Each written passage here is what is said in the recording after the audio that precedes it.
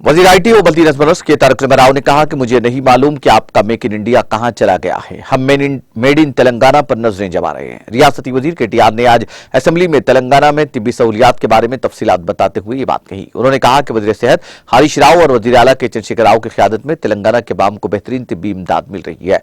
रियासती वजीर केटीआर ने असेंबली में वजाहत की कि रियासत तेलंगाना में तिब्बी सहूलतें किस तरह हैं। उन्होंने कहा कि तेलंगाना की तश्कील से कबल सिर्फ 5 मेडिकल कॉलेजेस और 700 सीटें थी, लेकिन तश्कील तेलंगाना के बाद 17 मेडिकल कॉलेजेस में 2790 और खानगी कॉलेजों में 3800 एमबीबीएस की जुमला 6590 सीटें तलबा के लिए दस्तयाब है। रियासती वजीर केटीआर ने असेंबली में कहा कि मजीद नए अस्पताल तेलंगाना में शानदार तरीके से तामीर किए जा रहे हैं। उन्होंने बताया कि वरंगल में तेलंगाना का सबसे बड़ा अस्पताल तामीर किया जा रहा है, जिसमें आलमी मेयार की सहूलत पर मुश्तमिल 24 मंजिलें और 2000 बिस्तर हैं। उन्होंने कहा कि यही नहीं, हैदराबाद में गली गली प्राइमरी हेल्थ सेंटर्स कायम किए जा रहे हैं और गरीबों को कामयाबी के साथ तिब्बी खिदमात फराहम की जा रही हैं।